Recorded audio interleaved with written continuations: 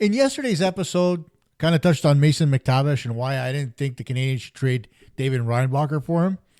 So today I'm going to talk about why the Montreal Canadiens should actually take a hard look at David Reinbacher for that third right side defense position and why I think he's not made of glass and he's not injury prone. It's time for some Puck Talk, Montreal.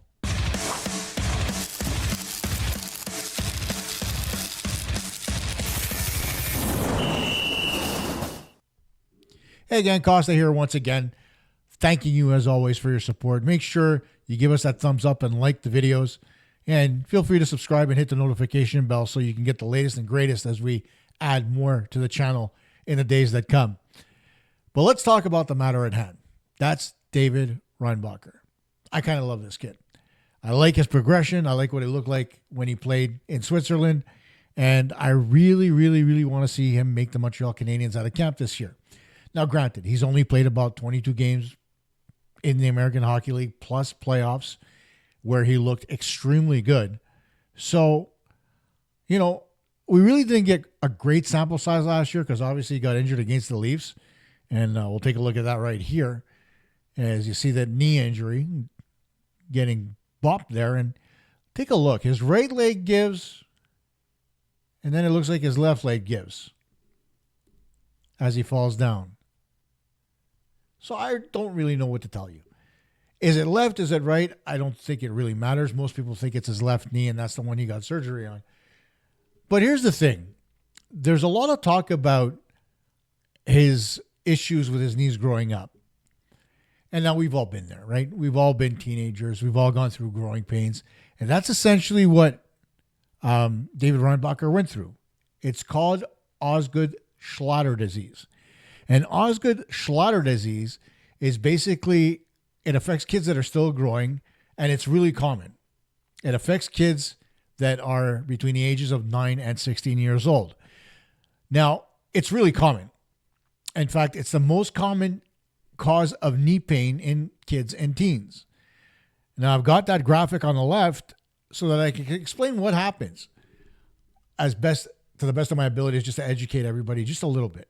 Now, the disease happens when kids overuse their patella tendon, and when that happens when their femur and tibia don't grow in synchronized fashion. And basically what happens is that the tendon gets stretched out, and in the area you see on this screen that's called the tibial tubercle, for lack of a better way to pronounce it, is actually what we call a growth spot.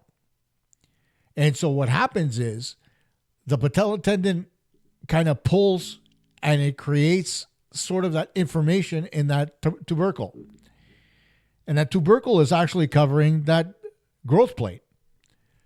So in essence, what happens is activities like running, jumping, climbing, and skating, or training for any kind of sport causes it to inflame. It causes extra stress, and the overuse causes swelling and irritation. So by and large, Osgood-Schlatter isn't really a disease. It's basically just excessive growing pains because of a lack of symmetry as far as the growth in your leg is concerned. Your tibia and your femur are supposed to grow at the same time because they both have their own growth plates. And when they don't, that's when the extra tension comes on the patella tendon. So for a lot of people out there that are saying, oh, he had this disease, it's not good for his knees. Well, 1 in 5 kids suffers from Osgood-Schlatter disease, especially kids that are athletes. I happen to be one of them. I had growing pains because I grew when I was 15 years old a little too quickly. I know I'm only 5'9", but I still have those growing pains in my legs and in my back. Debilitating at times, but manageable, right? All you had to do was ice them down, relax, not overdo it as far as sports are concerned. And that's all it was. And that's all this is for David Reinbacher. So to turn around and say that he's made of glass or that he's injury prone, it's a little bit of a stretch because this wasn't an injury. It was actually a natural occurrence for a lot of kids, especially kids that grow to be very tall like David Reinbacher. Now, here's the thing. When you look at his rehab, he's skating quite well. And you can see it here in this video where he's going around the sticks, skating inside out, pushing hard off the left leg, firing on goal. I mean, that's pretty much straightforward as far as movement is concerned. And it's not like he's in rehab right now. He's just testing it out to be sure that it's ready to go.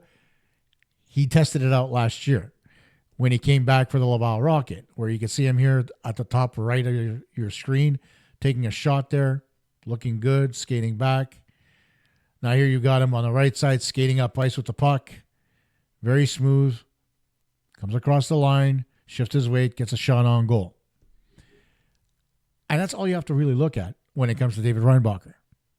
You're not looking to see whether or not, he can accelerate at super speed.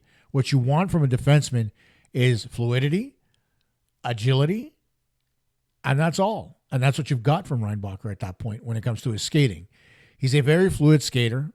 He knows how to use his hips, knows how to use his weight, has a very good center of balance. And so his ability to skate, not in question. His knee, he came back and played 11 games in the regular season, plus another 13, I believe, in the playoffs in the American Hockey League. So 24 games after coming back, and he looked good. I don't see the reason why anybody should panic about his health at this point. Can another injury happen? We've seen it happen to Kirby Dach. It's possible. But so long as he rehabs the knee properly and the knee is strong enough, and I think the Canadiens medical staff is going to be uber careful, especially after the second injury to Kirby Dach, when it comes to David Reinbacher as well. And they're going to make sure he's 100% to be able to play in the National Hockey League when and if the time comes. Now, here's the thing about the if.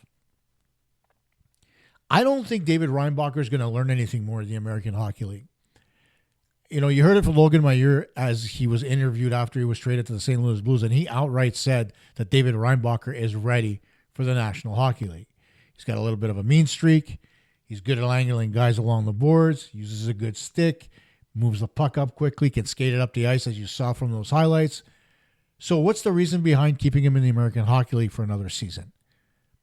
It's not as if he was making anywhere near the same mistakes that Logan Mailloux was, where Mailloux was focusing too much on offense and not enough on defense. Reinbacher's game was a lot more balanced as far as moving the puck up the ice and being solid defensively in his own zone. He rarely made big mistakes in his own zone or anything glaring. I gave the puck away a few times, but nothing out of the ordinary, especially not for the American Hockey League. So if you're going to give a pass to Elaine Hudson, who brings offense 1,000% and makes mistakes along the way, why not give that same leash to a kid that's shown that he could provide offense, play well, and play well defensively? I don't see any reason why you shouldn't. And given that the Montreal Canadiens are not yet Stanley Cup contenders, why not do what you've done for the majority of the roster and allow David Reinbacher a year, maybe two, to develop before you actually get into the nitty-gritty of playoff contention?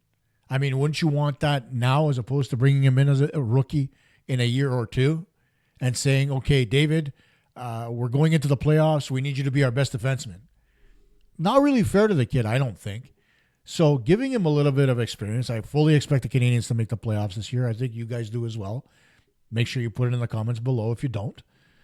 But I think they're going to make the playoffs. I think they're not going to be at the bottom of the Atlantic Division. I honestly think they're going to be probably third. I don't think they'll be a wild card this time around.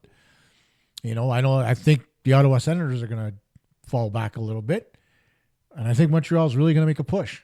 Their defense is among the best in the league, ranked number 5 by Thomas Hickey of the NHL Network. Stu Grimson agree with him. So I don't see any reason why you wouldn't want to put Reinbacher in the NHL lineup right now, especially given the fact that I know all of you are going to say that Jayden Struble is great with Lane Hudson. But here's the thing about Jayden Struble and Lane Hudson that I've repeated time and time again. The advanced stats, despite the fact that they're great for those two guys, are a bit skewed because they don't really play in the defensive zone. Their defensive zone starts are below 40%. The majority of them are in the offensive zone, which is to be expected given the fact that Lane Hudson is such a good offensive defenseman. And he does start a lot of it on the power play. That's fine. But for Struble, whether he's there or whether he's not, I mean, it's a coin flip. I don't see Struble being any better or worse than David Reinbacher. So why not bring Reinbacher in? See what he could bring to the table. Give him a good, solid look during the preseason. 3, maybe 4 games out of the 6. And see how he fares. And if he impresses you, then Montreal has decisions to make. As I mentioned in the previous video a few days ago, I think that both Xhekaj and Struble are on the hot seat. I think they need to push a little bit this year because their jobs are on the line, especially in the case of Xhekaj, whose contract is going to be up at the end of this year. And Reinbacher is going to be one of those guys pushing him out of the way. Not like he doesn't like the guy, but he wants to be at the NHL level. The same can be held for Engstrom. But that's all going to be contingent on how Struble and Xhekaj play and how long Mike Matheson remains with the Montreal Canadiens. Because I think the next man up from the AHL is Adam Engstrom. And that's after David Reinbacher. But I think that David Reinbacher should start the season in Montreal. Of course, if he comes out and he has a really bad preseason, all bets are off. But given what I saw last year, both in the regular season and in the playoffs for the Laval Rocket, I don't see a reason. I don't see him learning anything more at the AHL level. Playing in Switzerland, that league needs a lot of skating. It's offensive-minded, so there's a lot of work to be done there for defensemen. And so coming to the AHL, he's adapted to the smaller ice. What more do you want? There's nothing more to look at. David Reinbacher is ready for prime time, at least on a third pairing, and take it from there. You've got Carrier and you've got Dobson on the right side who can play on the first and second pairing. Why not put Carrier with Hudson and then pair up Matheson with Reinbacher? Insulate him with a veteran. Why not? What do you have to lose? 0. Let me know in the comments what you think. Do you think there's a better option on defense? Do you think Engstrom should get a better look than Reinbacher this preseason, despite the fact that there's an overload of left-handed defensemen on the Montreal Canadiens? Let me know. That's it for now. We'll talk next week.